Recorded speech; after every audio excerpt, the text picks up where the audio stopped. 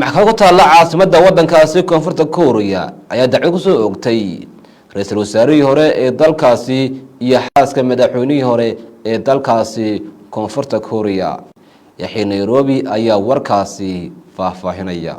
maxkamad ku taalla caasimada dalka koonfurta Korea ayaa dacwad ku soo rogtay ra'iisul wasaarihii hore ee dalkaasi iyo xaaskiisa. madaxweynihii hore isla dalkaasi dacwad-oogayaashani ayaa la sheegay inay ra'iisul wasaarihii hore loo haysto inuu taageero u gacan weynsiiyey madaxweynihii hore wadankaasi isla markaasina uu xukunka degdeg ku soo rogay. sidoo kalena waxay sheegeen in xaaska madaxweynihii hore loo haysto kiis musuqmaasuq. wakaaladda wararka ee koonfurta Korea Yamba ayaa tabisay in ra'iisul wasaarihii hore uu ahaa nin daacad u ahaa madaxweynihii hore ee wadankaasi saaxiibo siyaasadeed isku fahmay ahaayeen. ra'iisul wasaarihii hore dalkaasi ayaa haatan da'diisu tahay 76 jir. ra'iisul wasaaraha hore waxa uu ka codsaday dacwadda muddo dhowr wiig ah ka hor inta aan maxkamadda looga yeedhin. xaaska madaxweynihii hore ayaa iyadana loo haystaa in hadiyado qaali ah ka qaadatay dad ay howlo xagga dowladda u fududaysay. sidoo kalena waxaa loo haystaa musuqmaasuq aan weli la soo bandhigin inta uu leegyahay. laba looyar u doodayay haweeneydii ra'iisul wasaarihii hore wadankaasi ayaa sheegay inaanay waxba ka jirin waxa loo haysto.